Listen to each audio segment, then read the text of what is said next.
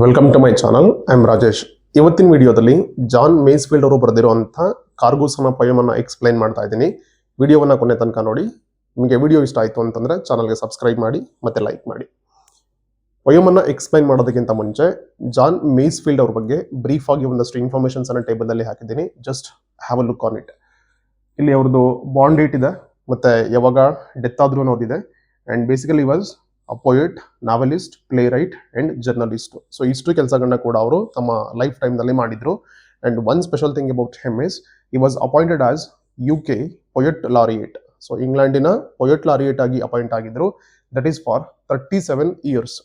So 1930 1967ವರೆಗೆ ಅವರು ಇಂಗ್ಲೆಂಡಿನ ಪೊಯೆಟ್ ಆಫ್ ಲಾರಿಯೇಟ್ ಆಗಿದ್ರು. ಆ್ಯಂಡ್ ಅವ್ರದ್ದು ಫೇಮಸ್ ವರ್ಕ್ ಬಂದರೆ sea fever, cargoes, the midnight folk, the box of delights.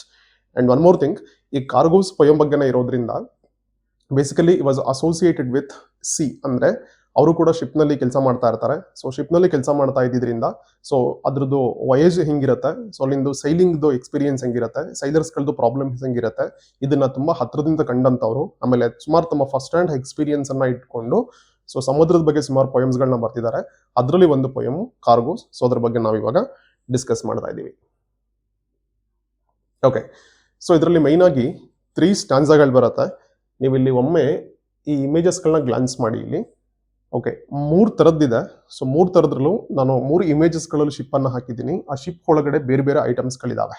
So ಯಾವುದನ್ನ ಲಗೇಜನ್ನು ಕ್ಯಾರಿ ಮಾಡ್ತಾ ಇದ್ವು ಶಿಪ್ಗಳು, ಬೇರೆ ಬೇರೆ ಥರದ್ದು ಕಾರ್ಗೋಸ್ಗಳು ಅಥವಾ ಬೇರೆ ಬೇರೆ ಥರದ ಐಟಮ್ಸ್ಗಳನ್ನ ಆ ಶಿಪ್ಗಳು ಕ್ಯಾರಿ ಮಾಡ್ತಾ ಇದ್ದಾವೆ.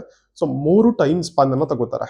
ಒಂದು ಏನ್ಷಿಯಂಟ್ ಟೈಮು, ಇನ್ನೊಂದು ಮಿಡಲ್ ಟೈಮು, ಮತ್ತೆ ಮತ್ತೊಂದು ಬಂದು ಮಾಡರ್ನ್ ಪೀರಿಯಡ್. ಸೊ ಈ 3 ಪೀರಿಯಡ್ಸ್ಗಳಲ್ಲಿ ಅಥವಾ 3 ಕಾಲಘಟ್ಟದಲ್ಲಿ ಮನುಷ್ಯಂದು ಎಕ್ಸ್ಪೆಕ್ಟೇಷನ್ಸ್ಗಳು ಹೆಂಗಿತ್ತಾಯಿತು, ಮತ್ತೆ ಶಿಪ್ಗಳು ಅಂತಂದ್ರೆ ಈಗ ಏನಾದರೂ ಐಟಮ್ಸ್ಗಳನ್ನ ಒಂದ್ ಕಡೆಯಿಂದ ಮತ್ತೊಂದು ಕಡೆಗೆ ಸಾಗಿಸ್ತಾ ಇದ್ದಾವೆ ಅಂತಂದ್ರೆ that is completely based on demand. So ಎಲ್ಲಿನ ಜನಗಳದು ಯಾವ್ಯಾವ ಥರದ್ದು ಡಿಮ್ಯಾಂಡ್ ಇದೆ, ಯಾವ ಥರ ವಸ್ತುಗಳು ಬೇಕು ಅಂತ ಅವ್ರಿಗೆ ಅನ್ನಿಸ್ತಿದೆ, ಆ ಡಿಮ್ಯಾಂಡ್ ಅನ್ನು ಫುಲ್ಫಿಲ್ ಮಾಡೋದಕ್ಕೆ ಅದು ಶಿಪ್ ಆಗಿರಲಿ, ಬೇರೆ ಯಾವುದಾದ್ರೂ ಮೋಡ್ಸ್ ಆಫ್ ಟ್ರಾನ್ಸ್ಪೋರ್ಟೇಷನ್ ಆಗಿರಲಿ, ಗೂಡ್ಸ್ ಅನ್ನ ಕ್ಯಾರಿ ಮಾಡೋದು ಅಂತ ಬಂದಾಗ ಸೊ ಎಕ್ಸ್ಪೆಕ್ಟೇಷನ್ಸ್ ಮೇಲೆ ಡಿಪೆಂಡ್ ಆಗುತ್ತೆ. ಸೊ ಏನ್ಷಿಯಂಟ್ ಟೈಮಿಂದ ಮಾಡರ್ನ್ ಟೈಮಿಗೆ ಮನುಷ್ಯಂದು ಜರ್ನಿ ಸಾಗ್ತಾ ಸಾಗ್ತಾ ಸಾಗ್ತಾ ಯಾವ ಥರ ಐಟಮ್ಸ್ಗಳನ್ನ ಕ್ಯಾರಿ ಮಾಡ್ತಾ ಇದ್ದಂಥ ಶಿಪ್ಸ್ಗಳು ಯಾವ ಥರ ಐಟಮ್ಸ್ಗಳನ್ನ ಕ್ಯಾರಿ ಮಾಡೋದಕ್ಕೆ ಅವು ಚೇಂಜ್ ಆಗೋದ್ವು, ಆ ವಸ್ತುಗಳು ಹೆಂಗೆ ಬದಲಾವಣೆಗಳಾದ್ವು, ವಸ್ತುಗಳ ಜೊತೆಗೆ ಮೈಂಡ್ ಸೆಟ್ ಮನುಷ್ಯರದು ಹೆಂಗೆ ಚೇಂಜ್ ಆಯಿತು ಅನ್ನೋದು ಒಂದು ಪಾಯಿಂಟ್ ಆಯಿತು ಅಂತಂದರೆ, ಸೆಕೆಂಡ್ ಪಾಯಿಂಟ್ ಬಂದು impact and effects of massive industrialisation growth. So industrialisation ಜಾಸ್ತಿ ಆಗ್ತಾ ಆಗ್ತಾ ಏನಾಯಿತು, ಹೊಸ ಹೊಸ ಫ್ಯಾಕ್ಟ್ರಿಗಳು ಸೆಟಪ್ ಆದವು. ಹೊಸ ಹೊಸ ಫ್ಯಾಕ್ಟ್ರಿಗಳು ಸೆಟಪ್ ಆದಮೇಲೆ ಏನಾಯಿತು, ಅದರಿಂದ ಬೇರೆ ಬೇರೆ ಥರದ ಪ್ರಾಡಕ್ಟ್ಸ್ಗಳನ್ನ ಮ್ಯಾನುಫ್ಯಾಕ್ಚರ್ ಮಾಡುವಂಥದ್ದು ಜಾಸ್ತಿ ಆಯಿತು. ಸೊ ಹೊಸ ಹೊಸ ವಸ್ತುಗಳು ಯಾವಾಗ ಕಂಡುಹಿಡಿಯೋದಕ್ಕೆ ಶುರು ಮಾಡ್ಕೊಂಡ್ರು ಅಥವಾ ಮ್ಯಾನುಫ್ಯಾಕ್ಚರ್ ಮಾಡೋದಕ್ಕೆ ಶುರು ಮಾಡ್ಕೊಂಡ್ರು, ಮನುಷ್ಯಗಳಿಗೆ ಅವೆಲ್ಲ ಈಸಿಯಾಗಿ ಅವೈಲಬಲ್ ಆಗೋದಕ್ಕೆ ಸ್ಟಾರ್ಟ್ ಆಯಿತು. ಸೊ ಇದೆಲ್ಲವನ್ನು ಬ್ಯಾಕ್ ಡ್ರಾಪಲ್ಲಿ ಇಟ್ಕೊಂಡು ಇಂಡಸ್ಟ್ರಿಯಲೈಸೇಷನ್ ಆಗ್ತಾ ಆಗ್ತಾ ಸೊ ನಮ್ಮದು ಎವ್ರಿಡೇ ಲೈಫ್ನಲ್ಲಿ, ಎವ್ರಿ ವಾಕ್ ಆಫ್ ಲೈಫ್ನಲ್ಲಿ ಇಂಡಸ್ಟ್ರಿಯಲೈಸೇಷನ್ದು ಇಂಪ್ಯಾಕ್ಟ್ ಹೆಂಗಾಗುತ್ತೆ, ಇನ್ಫ್ಲೂಯೆನ್ಸ್ ಆಗುತ್ತೆ ಅನ್ನೋದನ್ನ ಜಸ್ಟ್ ಇದನ್ನ ಮೆಟಾಫರಿಕಲ್ ಆಗಿ ಇಟ್ಕೊಂಡು ಅಥವಾ ಒಂದು ಸಿಂಬಲ್ ಆಗಿ ಇಟ್ಕೊಂಡು, ಶಿಪ್ಗಳು ಗೂಡ್ಸನ್ನು ಕ್ಯಾರಿ ಮಾಡೋದನ್ನ ಒಂದು ಸಿಂಬಲ್ ಆಗಿ ಇಟ್ಕೊಂಡು ಇಂಡಸ್ಟ್ರಿಯಲೈಸೇಷನ್ ಎಫೆಕ್ಟ್ ಅನ್ನ ಮೈಂಡಲ್ಲಿ ಇಟ್ಕೊಂಡು ಸೊ 3 ಟೈಮ್ ಸ್ಪ್ಯಾನ್ ಅಥವಾ 3 ಟೈಮ್ ಪೀರಿಯಡ್ ಅನ್ನ ಇಲ್ಲಿ ಎಕ್ಸ್ಪ್ಲೈನ್ ಮಾಡ್ತಾ ಹೋಗ್ತಾರೆ. That is in 3 different stanzas. So ಇದು ನಿಮಗೆ ಬೇಸಿಕ್ ಆಗಿ ಗೊತ್ತಿರಲಿ. ಸೊ ಈಗ ಸ್ಟ್ಯಾನ್ಸಾ ವೈಸ್ ಡಿಸ್ಕಸ್ ಮಾಡೋಣ. ಮೊದಲನೇದು ಬಂದು ಜಸ್ಟ್ ಇಲ್ಲಿ ಒಂದ್ಸಲಿ ನೋಡ್ಕೊಳ್ಳಿ ಇದನ್ನ. Quinquireme of Nineveh from distant Ophir rowing home to haven in sunny Palestine with a cargo of ivory and apes and peacocks, sandalwood, cedarwood and sweet white wine. So this is about ancient period. So ancient ಪೀರಿಯಡ್ನಲ್ಲಿ ಇದ್ದಂಥ ship ಯಾವ್ಯಾವ ಥರದ ವಸ್ತುಗಳನ್ನ carry ಮಾಡ್ತಾ ಇತ್ತು ಮತ್ತು ಅದ್ರದ್ದು ಎಲ್ಲಿದು ಏನು ಅಂತ ಹೇಳ್ಬಿಟ್ಟು ಇದರಲ್ಲಿ ಎಕ್ಸ್ಪ್ಲೈನ್ ಮಾಡ್ತಾ ಹೋಗ್ತಾರೆ. ಇಲ್ಲಿ ಕ್ವಿಂಗ್ ಕ್ರೀಮ್ ಅಂತ ಏನು ಕಾಣಿಸ್ತಾ ಇದೆಯಲ್ಲ, ಈ ಕ್ವಿಂಗ್ ಕ್ರೀಮ್ ಅನ್ನೋದು ನೇಮ್ ಆಫ್ ಶಿಪ್. ಸೊ ಯಾವುದು ಏನ್ಷಿಯಂಟ್ ಟೈಮಲ್ಲಿ ಇದ್ದಂಥ ಒಂದು ಶಿಪ್ ಬಗ್ಗೆ ಇಲ್ಲಿ ರೆಫರೆನ್ಸ್ ಆಗಿ ತಗೋತಾರೆ. ಆ್ಯಂಡ್ ಆಫ್ ನಿನಿವಾ ಫ್ರಮ್ ಡಿಸ್ಟೆಂಟ್ ಓಪಿಯರ್ ಅಂತ ಇದೆ. ಸೊ ಇವಾಗ ಏನು ನಾವೆಲ್ಲ ಮಿಡಲ್ ಈಸ್ಟ್ ಪಾರ್ಟ್ ಅನ್ನ ನೋಡ್ತೀವಿ, ಆ ಜಾಗದಲ್ಲಿ ಇದ್ದಂಥ ದೇಶಗಳಿದು ಏನ್ಷಿಯಂಟ್ ಟೈಮ್ನಲ್ಲಿ, ಎಸ್ಪೆಷಲಿ ಕಿಂಗ್ ಸೋಲಮನ್ ಅಂತೆಲ್ಲ ರೆಫರೆನ್ಸ್ ಬರುತ್ತಲ್ಲ ಬಿಬ್ಲಿಕಲ್ ರೆಫರೆನ್ಸ್ನಲ್ಲಿ, ಆ ಟೈಮ್ನಲ್ಲಿ ಇದ್ದಂಥ ಪ್ಲೇಸ್ಗಳನ್ನ ಇಟ್ಕೊಂಡು ಅಲ್ಲಿನ ಶಿಪ್ಗಳು ಸೊ ಪ್ಯಾಲೆಸ್ಟೈನ್ ಕಡೆಗೆ ಹೋಗ್ತಾ ಇದ್ದಾವೆ. ಅಲ್ಲಿಂದ ಇಲ್ಲಿ ನೋಡಿ, ಇಲ್ಲಿ rowing home to haven in sunny Palestine. ಇಲ್ಲಿ ರೋಯಿಂಗ್ ಅಂದ್ರೆ ಶಿಪ್ ಅನ್ನ ಹಿಂಗೆ ನಾವು ಹುಟ್ಟಾಕೊಂಡು ನೋಡ್ಸೋದಿದೆಯಲ್ಲ, ಜಸ್ಟ್ ಇಲ್ಲಿ ಇಮೇಜಲ್ಲಿ ನೋಡಿ, ಇಲ್ಲಿ ಈ ತರದ ಹುಟ್ಗಳು ಕಾಣಿಸ್ತಾ ಇದಾವೆ. ಸೊ ಈ ತರದನ್ನ ಹಿಂಗೆ ಮ್ಯಾನ್ಯುಯಲ್ ಆಗಿ ದೋಣಿಯನ್ನ ನಡ್ಸ್ಕೊಂಡು ಹೋಗೋದಿದೆಯಲ್ಲ ಅಥವಾ ಹಡಗನ್ನ ನಡ್ಸ್ಕೊಂಡು ಹೋಗೋದಿದೆಯಲ್ಲ, ಸೊ ಈ ಪ್ರೋಸೆಸ್ ಅನ್ನ ರೋಯಿಂಗ್ ಅಂತ ಕರಿತೀವಿ. ಈಗ ನೀವು ರಿವರ್ ಡ್ರಾಫ್ಟಿಂಗ್ ಎಲ್ಲ ಹೋಗಿದ್ರೆ ಸೊ ನಮ್ಗೆ ಅದನ್ನ ಏನೋ ನಡ್ಸೋಕೆ ಹೇಳ್ತಾರೆ, ಯಾವ್ದನ್ನ ದೋಣಿಯನ್ನ ಹಿಂಗೆ ಮಾಡ್ಕೊಂಡು ಹೋಗ್ಬೇಕಲ್ವಾ ಹಿಂಗೆ. So that is called rowing. So rowing home to haven in sunny Palestine. This is not heaven, don't get confused, haven ಅಂತ ಇದೆ. ಸೊ ಹ್ಯಾವನ್ ಅಂದ್ರೆ ಏನು, ಸೇಫೆಸ್ಟ್ ಹಾರ್ಬರ್ ಅಂತ. ಸೊ ಹಾರ್ಬರ್ ಅಂದ್ರೆ ಏನು, ಶಿಪ್ಗಳನ್ನ ಹಾಲ್ಟ್ ಮಾಡುವಂತ ಜಾಗ. ಸೊ ಅಲ್ಲಿನ ಒಂದು ಸೇಫ್ ಜಾಗಕ್ಕೆ ಯಾವ್ದದು, ಸನ್ನಿ ಪ್ಯಾಲೆಸ್ಟೈನ್. ಈ ಪ್ಯಾಲೆಸ್ಟೈನ್ ಕಡೆಗೆ ಇಲ್ಲಿ ಶಿಪ್ಗಳು ಹೋಗ್ತಾ ಇದಾವೆ. ಸೊ ಯಾವ ಶಿಪ್ಪು, ಕ್ವಿನ್ ಕ್ರೀಮ್ ಅನ್ನೋ ಶಿಪ್ ಎಲ್ಲಿಂದ, ನಿನಿವಾ ಫ್ರಮ್ ಡಿಸ್ಟೆನ್ಸ್ ಓಪಿಯರ್, ಈ ಜಾಗದಿಂದ ಪ್ಯಾಲೆಸ್ಟೈನ್ಗೆ ಹೋಗ್ತಾ ಇದೆ. ಓಕೆನಾ. And remember one more thing, ಅಲ್ಲಿ ಯಾವುದೇ ಪ್ರಾಬ್ಲಮ್ಸ್ ಇಲ್ಲ ಅಥವಾ ತುಂಬಾ ಏನಂತೀವಿ ಡೇಂಜರಸ್ ಆಗಿರುವಂತ ಸಿಚುಯೇಷನ್ಸ್ ಇಲ್ಲ, ಏನೂ ಇಲ್ಲ. So completely it was safe and okay. With a cargo of ivory and apes and peacocks, sandalwood, cedarwood and sweet white wines. So ನೀವು ಇಷ್ಟೇ ಅರ್ಥ ಮಾಡ್ಕೋಬೇಕಾಗಿರೋದು ಎಕ್ಸಾಮ್ ಪಾಯಿಂಟ್ ಆಫ್ ವ್ಯೂ ಅಂತ ಬಂದ್ರೆ, ಯಾವ ತರ ಶಿಪ್ಪು, ಯಾವ ಟೈಮಲ್ಲಿ ಇದ್ದಿದ್ದಂಥದ್ದು, ಮತ್ತೆ ಶಿಪ್ ಹೇಗಿತ್ತು, ಜರ್ನಿ ಹೇಗಿತ್ತು, ಅಂಡ್ ಯಾವ ವಸ್ತುಗಳನ್ನ ಅದು ಕ್ಯಾರಿ ಮಾಡ್ತಾ ಇತ್ತು. ಈ 5 ಪಾಯಿಂಟ್ಸ್ಗಳನ್ನ ಇನ್ ಈಚ್ ಸ್ಟ್ಯಾನ್ಸಸ್, 3 ಸ್ಟ್ಯಾನ್ಸಗಳಲ್ಲಿ ಅರ್ಥ ಮಾಡ್ಕೊಂಡ್ರಿ ಅಂತಂದ್ರೆ that is more than enough for the point of view, from the point of view of your examination.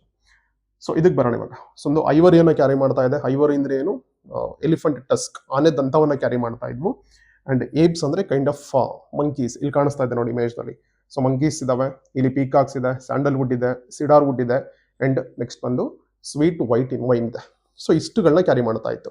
And ಇವೆಲ್ಲ ವಸ್ತುಗಳು ಏನನ್ನ ರೆಪ್ರೆಸೆಂಟ್ ಮಾಡುತ್ತೆ ಅಂತಂದ್ರೆ ಎಕ್ಸೋಟಿಕ್ ಐಟಮ್ಸ್ಗಳು.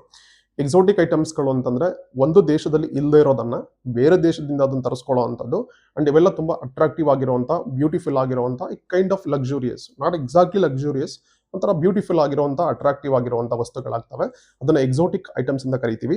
ಅಂಡ್ ಇವೆಲ್ಲ ಐಟಮ್ಸ್ಗಳು ಕೂಡ ಎಕ್ಸೋಟಿಕ್ ಐಟಮ್ಸ್ಗಳಾಗಿತ್ತು. ಓಕೆನಾ, ಇದನ್ನ ಮೈಂಡಲ್ಲಿ ಇಟ್ಕೊಳ್ಳಿ. ಶಿಫ್ಟ್ ಆಗ್ತಾ ಆಗ್ತಾ ಒಂದು ಟೈಮಿಂದ ಮತ್ತೊಂದು ಟೈಮ್ಗೆ ಶಿಫ್ಟ್ ಆಗ್ತಾ ಆಗ್ತಾ ಯಾವ ತರ ವಸ್ತುಗಳಿಂದ ಯಾವ ತರ ವಸ್ತುಗಳಿಗೆ ಚೇಂಜ್ ಓವರ್ ಆಗುತ್ತೆ, ಅಂಡ್ ಮನುಷ್ಯಗಳದ್ದು ಎಕ್ಸ್ಪೆಕ್ಟೇಷನ್ಸ್ಗಳು ಹೆಂಗ್ ಬದಲಾಗುತ್ತೆ ಅನ್ನೋದಕ್ಕೆ ನೀವು ಪಾಯಿಂಟ್ ಅನ್ನು ನೆನ್ಪಿಟ್ಕೋಬೇಕಾಗುತ್ತೆ. ಸೊ ಇಷ್ಟು ವಸ್ತುಗಳನ್ನು ಕ್ಯಾರಿ ಮಾಡ್ತಾ ಇತ್ತು. ಒಂದು ಐವರಿ, ಇನ್ನೊಂದು ಪಿಕಾಕ್ ಗೊತ್ತಾಯಿದೆ ನಿಮಗೆ, ಹೇಪ್ಸ್ ಅಂದ್ರೆ ಕೈಂಡ್ ಆಫ್ ಮಂಕಿ ಅಂತ ಹೇಳಿದೆ, ಅಂಡ್ ಸ್ಯಾಂಡಲ್ವುಡ್ ಅಂದ್ರೆ ಗೊತ್ತಿದೆ, ಸಿಡಾರ್ ವುಡ್ ಕೂಡ kind of wood. So next ಬಂದು ಸ್ವೀಟ್ ವೈಟ್ ವೈನ್. ಸೊ ಇಷ್ಟನ್ನ ಕ್ಯಾರಿ ಮಾಡ್ತಾ ಇತ್ತು. ಯಾವ ಶಿಪ್ಪು, ಏನ್ಷಿಯಂಟ್ ಟೈಮಲ್ಲಿ ಇದ್ದಂತ ಶಿಪ್. ಓಕೆ, ಇಲ್ಲಿ ನೋಡಿ. This stanza draws heavily on biblical and mythical imagery referring Solomon's era, Nineveh and the legendary land of Ophir. It evokes an age of exotic splendor and natural luxury. So this is what I explained so far. ಇಲ್ಲಿ ಇನ್ನೊಂದು, ಈ ಓಪಿಯರ್ land ಇದೆಯಲ್ಲ, ಅದು that is known for gold. ಆ ಟೈಮ್ನಲ್ಲಿ ಯಾವಾಗ ancient time spawn ಅಲ್ಲಿ king Solomon ಕಾಲದಲ್ಲಿ ಗೋಲ್ಡ್ ಬೇಕು ಅಂತಂದ್ರೆ ಅಲ್ಲಿಂದ ಗೋಲ್ಡ್ ಅನ್ನು ಕ್ಯಾರಿ ಮಾಡ್ತಾ ಇದ್ರಂತೆ. ಈ ಮುಂಚೆ ಕರ್ನಾಟಕದಲ್ಲಿ KGF ಎಲ್ಲ ಇತ್ತಲ್ವಾ, ಕರ್ನಾಟಕ ಗೋಲ್ಡ್ ಫೀಲ್ಡ್, ಆ ಗೋಲ್ಡ್ ಮೈನಿಂಗ್ ಅನ್ನ ಮಾಡ್ತಾ ಇದ್ದಿದ್ದು. ಸೊ ಆ ತರದ್ದು ಅಂದ್ರೆ ಎಂತೆಂಥ ಜಾಗಗಳಿದ್ವು, ಎಷ್ಟು ಇಂಪಾರ್ಟೆನ್ಸ್ ಆಗಿತ್ತು, ಜೊತೆಗೆ ಅದಕ್ಕೆ ಎಕ್ಸೋಟಿಕ್ ಎಲಿಮೆಂಟ್ಗಳು ಹೆಂಗಿತ್ತು ಅನ್ನೋದನ್ನ ಈ ಸ್ಟ್ಯಾನ್ಸದಲ್ಲಿ ನಾವು ಡಿಸ್ಕಸ್ ನೋಡ್ತೀವಿ ಫಸ್ಟ್ ಅಲ್ಲಿ. ಸೊ ಜಸ್ಟ್ ನಿಮಗೆ ಒಂದು ರೆಫರೆನ್ಸ್ ಇರಲಿ ಅಂತ ಹೇಳಿ ಇಮೇಜಸ್ಗಳನ್ನ ಹಾಕಿದ್ದೀನಿ. ಈಗ ಕಾಣಿಸ್ತಾ ಇದೆ ಅಂತ ಅನ್ಸುತ್ತೆ. ಇಲ್ಲಿ ನೋಡಿ, ಇಲ್ಲಿ ನಿನಿವಾ ಇದೆ, ಮತ್ತೆ ಇಲ್ಲಿ ಪ್ಯಾಲೆಸ್ಟೈನ್ ಎಲ್ಲಿಗೆ ಹೋಗ್ತಾ ಇತ್ತು, ಅದು ಓಪಿಯರ್. ಆಲ್ಮೋಸ್ಟ್ ಇವಾಗೆಲ್ಲ ನೀವು ಇದನ್ನ ಕೇಳಿರ್ತೀರ ಹೆಸರನ್ನ. ಈ ಅರ್ಮೋಸ್ ಜಲಸಂಧಿ ಎಲ್ಲ ಬ್ಲಾಕ್ ಮಾಡ್ಕೊಂಡು ಇವಾಗೆಲ್ಲ ಪ್ರಾಬ್ಲಮ್ ಆಗ್ತಾ ಇದೆಯಲ್ಲ, ಅದೆಲ್ಲ ಆಕ್ಚುಲಿ ಈ ಪಾರ್ಟ್ ನಲ್ಲಿ ಬರುತ್ತೆ. ಸೊ ಅಲ್ಲಿ ಆ ಟೈಮ್ನಲ್ಲಿ ಏನ್ಷಿಯಂಟ್ ಟೈಮ್ನಲ್ಲಿ ಇದ್ದಂಥ ನೇಮ್ಗಳಿದು, ಮಿಡಲ್ ಈಸ್ಟ್ ಪಾರ್ಟ್ನಲ್ಲಿ ಬರುವಂಥದ್ದು. ಸೊ ಇಷ್ಟ ಆಯ್ತು. ನೆಕ್ಸ್ಟ್ ಈಗ ಸೆಕೆಂಡ್ ಸ್ಟೆನ್ಸಾಗೆ ಮೂವ್ ಆಗೋಣ. ಓಕೆ, ಇಲ್ಲಿಗೆ ಬಂದ್ರೆ stately Spanish galleon coming from the isthmus, dipping through the topics by the palm green shores with a cargo of diamond, emerald, amethysts, topazes and cinnamon and gold moidores. So ಈಗ ಇದು ಯಾವ time spawn ಅಂದ್ರೆ almost 16th ಇಂದ 17th ಸೆಂಚುರಿಯಲ್ಲಿ time spawn ಅಲ್ಲಿ ಬರುವಂತ period ಇದು. ಯಾವಾಗ almost middle age ಅಂತ ಅನ್ಕೊಳ್ಳಿ, ಅಥವಾ ಮಿಡಲ್ ಪೀರಿಯಡ್ ಅಂತ ಅನ್ಕೊಳ್ಳಿ. ಸೊ ಇಲ್ಲಿ ನಾವು ಹೈಲೈಟ್ ಮಾಡ್ತಾ ಇರೋದು ಯಾವ್ದನ್ನ ಅಂತಂದ್ರೆ ಸ್ಪೇನ್ ಅನ್ನ ಹೈಲೈಟ್ ಮಾಡ್ತಾರೆ. ಇದು ಏನನ್ನ ರೆಪ್ರೆಸೆಂಟ್ ಮಾಡುತ್ತೆ ಅಂತಂದ್ರೆ ಯುರೋಪಿಯನ್ ಅದು ಗ್ರೂಪ್ ಏನಿತ್ತಲ್ವಾ ಅಥವಾ ಯೂನಿಯನ್ ಏನಿತ್ತಲ್ವಲ್ಲ, ಅಲ್ಲಿ ತುಂಬಾ ಟ್ರೇಡ್ ಜಾಸ್ತಿ ಆಯ್ತು. ಒಂದು ದೇಶದಿಂದ ಮತ್ತೊಂದು ದೇಶಕ್ಕೆ ವಸ್ತುಗಳನ್ನ ಸಾಗಿಸುವಂಥದ್ದು, ಅಲ್ಲಿಂದ ರಾ ಮೆಟೀರಿಯಲ್ಸ್ ನ ತಗೊಂಡು ಬರುವಂಥದ್ದು ಕಂಪ್ಲೀಟ್ಲಿ ಕಮರ್ಷಿಯಲೈಸ್ ಆಗಿ ಬದಲಾಗಿದ್ದಂತ ಒಂದು ಟೈಮ್ ಸ್ಪಾನು. ಜೊತೆಗೆ ಜಾಸ್ತಿ ಮ್ಯಾಕ್ಸಿಮಮ್ ಗ್ರಿಪ್ ಅನ್ನ ಹಿಡ್ಕೊಂಡಿದ್ದಂಥದ್ದು ಸ್ಪೇನ್ ದೇಶದವರವಾಗ ಟ್ರೇಡ್ ಅಂತೆಲ್ಲ ಬಂದಾಗ, ಅಥವಾ ಇದು ವಾಯೇಜ್ ಅಂತೆಲ್ಲ ಬಂದಾಗ. ಸೊ ಇಲ್ಲಿ ಸ್ಟೇಟ್ಲಿ ಸ್ಪ್ಯಾನಿಷ್ ಗ್ಯಾಲನ್ ಇದು ನೇಮ್ ಹೆಸರು.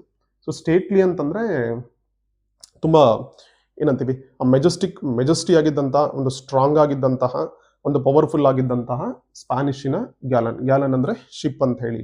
ಸೊ ಕಮಿಂಗ್ ಫ್ರಮ್ ದ ಇಸ್ತಮೂಸ್ ಅಂದ್ರೆ ಅಗೈನ್ ಮಿಡಲ್ ಅಮೆರಿಕಾದಲ್ಲಿ ಬರುವಂತ ಒಂದು ಜಾಗ ಅದು. ಸೊ ಆ ರೂಟಿಂದ ಅದು ಹೋಗ್ತಾ ಇತ್ತು. And dipping through the tropics by the palm green shores. ಇಲ್ಲಿ ಪಾಮ್ ಗ್ರೀನ್ ಶೋರ್ಸ್ ಅನ್ನೋದು ಏನಾದ್ರು ರೆಪ್ರೆಸೆಂಟ್ ಮಾಡುತ್ತೆ ಅಂತಂದ್ರೆ, ಇನ್ನು ಅಲ್ಲಿನ ಅಟ್ಮಾಸ್ಫಿಯರ್ ಏನಿತ್ತು ಅಥವಾ ಸರೌಂಡಿಂಗ್ ಏನಿತ್ತು, it was not completely polluted or destroyed ಅನ್ನೋದನ್ನ ಇಂಡಿಕೇಟ್ ಮಾಡೋದಕ್ಕೆ ಈ ಗ್ರೀನರಿ ರೆಫರೆನ್ಸ್ ಅನ್ನ ಇಲ್ಲಿ ಮೇಸ್ಫೀಲ್ಡ್ ಯೂಸ್ ಮಾಡ್ತಾನೆ. ಆಮೇಲೆ ಡಿಪ್ಪಿಂಗ್ ಇದೆಯಲ್ಲ, ಇದು the way of moving ship ಸಮುದ್ರದಲ್ಲಿ ನೀರ್ ಮೇಲೆ ಹೆಂಗ್ ಮೂವ್ ಆಗ್ತಿತ್ತಲ್ಲ ಅದನ್ನ ರೆಪ್ರೆಸೆಂಟ್ ಮಾಡೋದಕ್ಕೆ ಈ ಡಿಪಿಂಗ್ ಅನ್ನೋ ವರ್ಡನ್ನ ಯೂಸ್ ಮಾಡ್ತಾನೆ. ಅಂದ್ರೆ ಪ್ಲೆಸೆಂಟ್ ಆಗಿತ್ತ ಲುಕ್ ಅಂತ ಹೇಳಿ. ಸೊ ಏನ್ಷಿಯಂಟ್ ಟೈಮ್ ಮತ್ತೆ ಮಿಡಲ್ ಟೈಮ್ ಎರಡೂ ಟೈಮ್ ರೆಫರೆನ್ಸ್ ಗಳನ್ನ ತಗೊಂಡಾಗ ಆ ಕಂಪ್ಲೀಟ್ ಸಮುದ್ರದ ವಾತಾವರಣ ಏನಿತ್ತು, ಸರೌಂಡಿಂಗ್ ಏನಿತ್ತಲ್ವಾ, it was completely beautiful and pleasant. ಅದು ನೋಡೋಕೆ ಚಂದ ಅಂತ ಅನಿಸ್ತಾ ಇತ್ತು, ತುಂಬಾ ಪೀಸ್ಫುಲ್ ಅನಿಸ್ತಾ ಇತ್ತು. ಏನು ಪ್ರಾಬ್ಲಮೆಟಿಕ್ ಆಗಿರುವಂತ ಅಥವಾ ಡೇಂಜರಸ್ ಆಗಿರುವಂತ ಕಂಡೀಷನ್ಸ್ಗಳು ಯಾವುದೂ ಇರಲಿಲ್ಲ ಅಲ್ಲಿ. ಸೊ ಅವೆರಡನ್ನೂ ಕೂಡ ಇವೆರಡೂ ಸ್ಟ್ಯಾನ್ಸಾಗಳು ಅದನ್ನ ಇಂಡಿಕೇಟ್ ಮಾಡುತ್ತೆ. ಅದರಲ್ಲಿ ಒಂದು ವರ್ಡ್ ಇಲ್ಲಿ ಡಿಪ್ಪಿಂಗ್ ಅನ್ನ ನಾವು ನೋಡ್ತೀವಿ. With a cargo of diamond, emerald, amethyst, topazes and cinnamon and gold moidores. So ಇವೇನ್ ಕ್ಯಾರಿ ಮಾಡ್ತಾ ಇತ್ತು ಅಂತಂದ್ರೆ ತುಂಬಾ ಲಕ್ಸುರಿಯಸ್ ಆಗಿರುವಂತ, ಆಕ್ಚುಲಿ ಓಪುಲೆಂಟ್ ಐಟಮ್ಸ್ ಅಂತ ಕರಿತೀವಿ ಇದನ್ನ. ಒಂದು ಡೆಕೋರೇಟಿವ್ ಆಗಿರುವಂತ, ಲಕ್ಸುರಿಯಸ್ ಆಗಿರುವಂತ ಅಥವಾ ಕಾಸ್ಟ್ಲಿ ಆಗಿರುವಂತ ಐಟಮ್ಸ್ಗಳನ್ನ ಇವು ಕ್ಯಾರಿ ಮಾಡ್ತಾ ಇತ್ತು. ಓಕೆನಾ, ಇಲ್ಲಿ ನೀವು ಬ್ಯಾಕ್ ಡ್ರಾಪ್ ಅಲ್ಲಿ ನೋಡಿದ್ರೆ ಇಲ್ಲಿ ಕಾಣಿಸ್ತಾ ಇದೆ. ಓಕೆ ನೋಡಿ, ಇಲ್ಲಿ ಗೋಲ್ಡ್, ಸಿಲ್ವರು ಮತ್ತೆ ಈ ತರದ್ದು. ಅಲ್ಲಿ ಆಕ್ಚುಲಿ ಸಿಲ್ವರ್ ಅಂತ ಮೆನ್ಷನ್ ಮಾಡಿಲ್ಲ, ಅಂದ್ರೆ ಪ್ರೀಶಿಯಸ್ದು ಅಂತ ಹೇಳ್ಬಿಟ್ಟು. ಓಕೆನಾ, ಸೊ ಈ ತರದ್ದೆಲ್ಲ ಬೇರೆ ಬೇರೆ ಜೆಮ್ಸ್ಗಳೆಲ್ಲ ಇದಾವೆ, ಸ್ಟೋನ್ಸ್ಗಳೆಲ್ಲ ಇದಾವೆ. ಈ ತರದನ್ನೇದು ಕ್ಯಾರಿ ಮಾಡ್ತಾ ಇತ್ತು. ನೀವು ಇಲ್ಲಿ ಬ್ಯಾಕ್ ಡ್ರಾಪ್ ಅಲ್ಲಿ ನೋಡಿದ್ರೆ ಸೊ ಗ್ರೀನರಿ ಎಲ್ಲ ಹಂಗೆ ಕಾಣಿಸ್ತಾ ಇದೆ. ಓಕೆನಾ, ನಿಮ್ಗೆ ಅರ್ಥ ಆಗ್ಲಿನ ಕಾರಣಕ್ಕೋಸ್ಕರನೇ ಇಮೇಜ್ ಅನ್ನ ಜನರೇಟ್ ಮಾಡಿದ್ದೀನಿ. ಆಕ್ಚುಲಿ ಎ ಜನರೇಟೆಡ್ ಪ್ರಾಂಪ್ಟ್ ಕೊಟ್ಟು ಈ ತರದ್ದು ಜನರೇಟ್ ಮಾಡಿರೋದು. ಫೈನ್. ಸೊ ಡೈಮಂಡ್ಸ್ ಅಂದ್ರೆ ನಿಮ್ಗೆ ಗೊತ್ತಾಯಿದೆ, ಅಂಡ್ ಎಮರಾಲ್ಡ್ಸ್, ಅಮಿಥಿಸ್ ಮತ್ತೆ ಟೊಪೈಸಸ್ ಇವೆಲ್ಲ ಇದಾವಲ್ಲ. ಸೊ ಇವೆಲ್ಲ ಪ್ರೀಶಿಯಸ್ ಸ್ಟೋನ್ಸ್ಗಳು ಅಥವಾ ಜೆಮ್ಸ್ಗಳು, ಜುವೆಲ್ಸ್ಗೆಲ್ಲ ಯೂಸ್ ಮಾಡೋವಂಥದ್ದು. ನೀವು ನವರತ್ನ ರಿಂಗ್ ಎಲ್ಲ ಹಾಕೋತಾರೆ ನೋಡಿ ಕೆಲವರು. ಸೊ ವೆರೈಟೀಸ್ ಸ್ಟೋನ್ಸ್ ಎಲ್ಲ ಯೂಸ್ ಮಾಡ್ತಾರೆ, ಜೆಮ್ಸ್ ಎಲ್ಲ ಯೂಸ್ ಮಾಡ್ತಾರೆ ಅದಕ್ಕೆ. ಸೊ ಅಂಥದ್ದನ್ನ ಕ್ಯಾರಿ ಮಾಡ್ತಾ ಇತ್ತು. ಅದ್ರ ಜೊತೆಗೆ ಸಿನಮಮ್. ಸಿನಮಮ್ ಅಂದ್ರೆ ಎಲ್ಲರೂ ಅಡುಗೆ ಮನೇಲಿ ಇದ್ದೇ ಇರುತ್ತೆ. ದಾಲ್ಚಿನ್ನಿ, ಚಕ್ಕೆ ಅಂತೀವಲ್ಲ ಅಡುಗೆ ಮಾಡುವಾಗ. So that is called cinnamon. ಅದನ್ನ ಯಾಕೆ ಲಕ್ಸುರಿಯಸ್ ಅಂತಂದ್ರೆ, ಅಫ್ಕೋರ್ಸ್ ಎಸ್, ಆ ಕಾಲದಲ್ಲಿ ಆ ಟ್ರೇಡ್ ಅಲ್ಲಿ ಮ್ಯಾಕ್ಸಿಮಮ್ ರೋಲ್ ಅನ್ನ ಪ್ಲೇ ಮಾಡ್ತಿದ್ದೇನೆ ಮಸಾಲಾ ಐಟಮ್ಸ್ಗಳು. ಬ್ರಿಟಿಷ್ನವರೆಲ್ಲ ಇಂಡಿಯಾಗೆ ಬಂದಾಗ ಮ್ಯಾಕ್ಸಿಮಮ್ ಅದನ್ನ ತಗೊಂಡೋಗಿದ್ದಿಲ್ಲ. ಆಮೇಲೆ ಮ್ಯಾಕ್ಸಿಮಮ್ ಲಾಭ ಮಾಡ್ಕೊಂಡಿದ್ದು ಈ ವಸ್ತುಗಳಿಂದಾನೆ. ಸೊ ಹಾಗಾಗಿ ಅದು ಕೂಡ ಲಕ್ಸುರಿಯಸ್ ಕೈಂಡ್ ಆಫ್ ಥಿಂಗ್ ಆ ಟೈಮ್ನಲ್ಲಿ. ಯಾವುದು ಸಿನಮಮ್. ಅದ್ರ ಜೊತೆಗೆ ಗೋಲ್ಡ್ ಮೈಡೋರ್ಸ್ ಅಂತ ಇದೆ. ಗೋಲ್ಡ್ ಮೈಡೋರ್ಸ್ ಅಂದ್ರೆ kind of gold coins of Portuguese period. So ಪೋರ್ಚುಗಲ್ನಲ್ಲಿ ಇದ್ದಂತಹ, ಪೋರ್ಚುಗೀಸ್ ಟೈಮ್ನಲ್ಲಿ ಇದ್ದಂತಹ ಗೋಲ್ಡ್ ಕಾಯಿನ್ಸ್ಗಳು. ಸೊ ನೀವು ಇಷ್ಟೇ ಅರ್ಥ ಮಾಡ್ಕೋಬೇಕಾಗಿರೋದು, ಸೆಕೆಂಡ್ ಸ್ಟ್ಯಾನ್ಸದಲ್ಲಿ ಬರುವಂತ 16th 17th ಸೆಂಚುರಿಯನ್ನ ರೆಪ್ರೆಸೆಂಟ್ ಮಾಡುವಂತ ಶಿಪ್ನಲ್ಲಿ ಯಾವ್ದನ್ನ ಕ್ಯಾರಿ ಮಾಡ್ತಾ ಇದ್ರೋ ಅವೆಲ್ಲ ವಸ್ತುಗಳು ಕೂಡ ತುಂಬಾ ಕಾಸ್ಟ್ಲಿ ಆಗಿರುವಂತ, ಲಕ್ಸುರಿಯಸ್ ಆಗಿರೋ ಐಟಮ್ಸ್ಗಳಾಗಿತ್ತು. ಅದನ್ನ ಇಲ್ಲಿ ಕ್ಯಾರಿ ಮಾಡ್ತಾ ಇತ್ತು. Point number 1.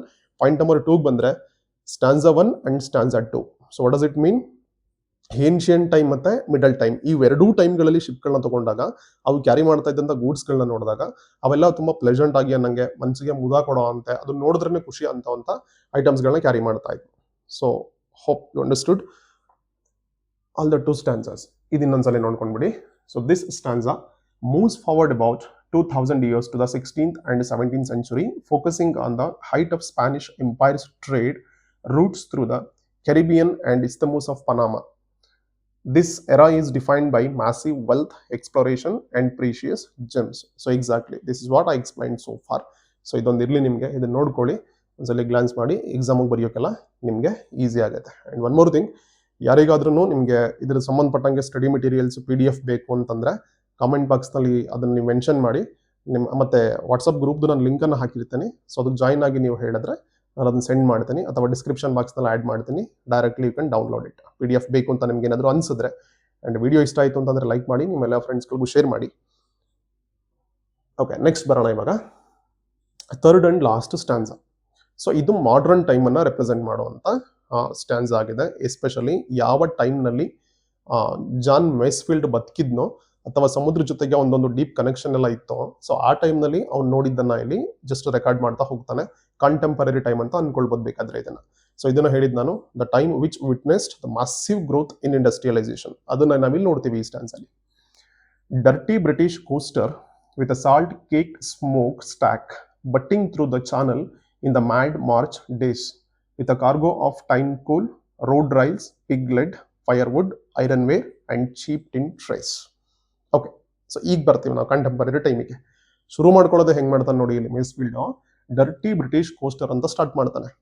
ನಾವೆರಡು ಸ್ಟ್ಯಾನ್ಸಾಗಳಲ್ಲಿ ಎರಡು ಶಿಪ್ಗಳ ಬಗ್ಗೆ ನಾವೇನು ಡಿಸ್ಕಸ್ ಮಾಡಿದ್ವಿ ಅಲ್ವಾ. They are pleasant, they are beautiful, they are okay, ಏನು ಪ್ರಾಬ್ಲಮ್ ಅನ್ಸಂಗ್ ಇರಲಿಲ್ಲ ಇಲ್ಲಿ. ಸೊ ಬಿಗಿನಿಂಗ್ ಡರ್ಟಿ ಅಂತ ಸ್ಟಾರ್ಟ್ ಮಾಡ್ತಾನೆ. ಡರ್ಟಿ ಬ್ರಿಟಿಷ್ ಕೋಸ್ಟರ್, ಇಲ್ಲಿ ಬ್ರಿಟಿಷ್ ಇಂಪೀರಿಯಲಿಸಮ್ ಅನ್ನ ಇಂಡಿಕೇಟ್ ಮಾಡೋದಕ್ಕೆ ಇಲ್ಲಿ ಡರ್ಟಿಯನ್ನು ಯೂಸ್ ಮಾಡ್ತಾನೆ. ಅಂಡ್ ಬಿಫೋರ್ ದಟ್ ಜಸ್ಟ್ ಇದನ್ನೊಂದ್ಸಲ ನೋಡ್ಕೊಳ್ಳಿ.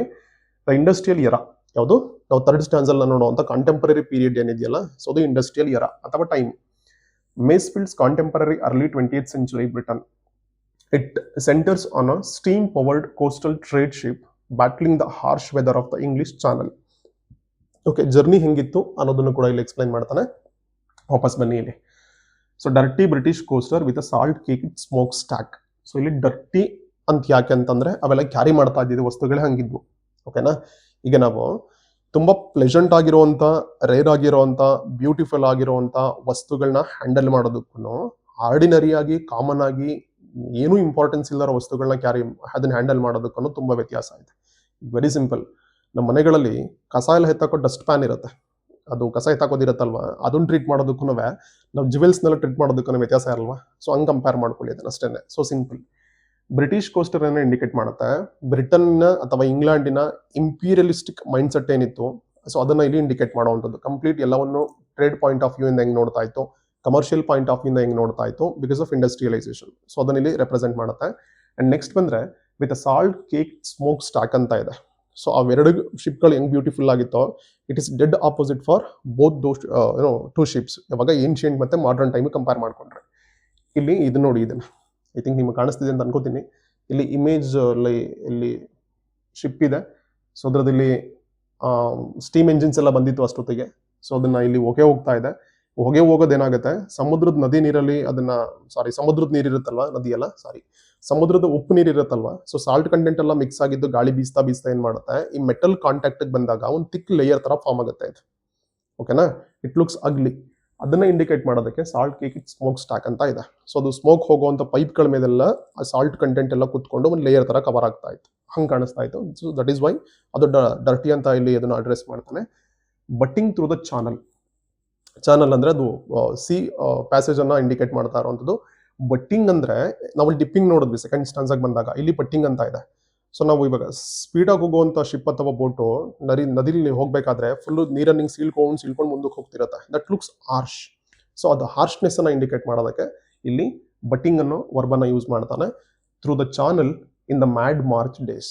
ಓಕೆ. ಸೊ ಅಲ್ಲಿ ನಾವು ಬಿಗಿನಿಂಗ್ ಅಲ್ಲಿ ಏನ್ ನೋಡಿದ್ವಿ, ಹ್ಯಾವನ್ ಪ್ಯಾಲೆಸ್ಟೈನ್ ಅಂತ ನೋಡಿದ್ವಿ, ಏನು ಪ್ರಾಬ್ಲಮ್ ಇಲ್ಲ. ಸೊ ಅಲ್ಲಿ ಬಂದಾಗ ಏನ್ ಮಾಡಿದ್ವಿ, ಗ್ರೀನ್ ಎಲ್ಲ ಟ್ರೀಸ್ಗಳೆಲ್ಲ ಇತ್ತು, ಒಂದು ಕಾಮ್ ಆಗಿ, ಪ್ಲೆಸೆಂಟ್ ಆಗಿ, ಪೀಸ್ಫುಲ್ ಆಗಿ ಹೋಗ್ತಾ ಇತ್ತು. ಈವನ್ ಮಾಡರ್ನ್ ಟೈಮಿಗೆ ಮಿಡಲ್ ಟೈಮಿಗೆ ಬಂದಾಗ ಇಲ್ಲಿ ಏನಾಗ್ತಿದೆ ಅಂತಂದ್ರೆ ಮ್ಯಾಡ್ ಮಾರ್ಚ್ ಡೇಸ್ ಅಂತ ಮೆನ್ಷನ್ ಮಾಡ್ತಿದ್ದಾರೆ.